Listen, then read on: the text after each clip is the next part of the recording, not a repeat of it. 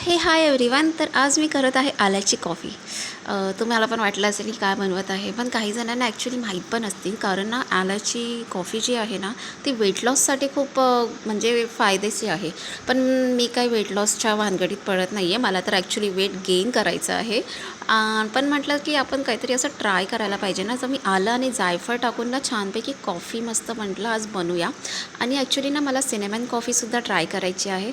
असे नवीन नवीन गोष्टी ट्राय करायला ना मला खूप आवडतं. तर तुम्हालासुद्धा आवडतच असेल. तर तुम्ही कधी आल्याचा चहा सॉरी कॉफी, कसं आहे ना ती सवय झाली आहे ना सारखी चहा चहा बोलायची, तर कॉफी पटकन लक्षात येत नाही. पण माझ्या नवऱ्याला कॉफी लागते, पण मी चहा पिते. पण कसं आहे ना, मी आल्याचा चहा ठेवते मोस्टली, पण म्हटलं आज कॉफीमध्ये काहीतरी आपण बघूया. जायफळ तर टाकतात, पण मला आलं पण ट्राय करून बघूया. पण आलंसुद्धा टाकतात हे असं मी पाहिलं होतं यूट्यूबवरतीच. सो म्हटलं चला आज ट्राय करून बघूया कशी लागते. ठीक ठीक होती, एवढी काही मला म्हणजे खास वाटली नाही. पण रेग्युलरपेक्षा एवढी काही खास नव्हती. रेग्युलर आपली कॉफी बेस्ट असते.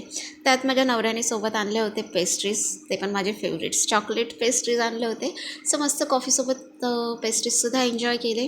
चला तर आपण भेटूया नंतर. बाय.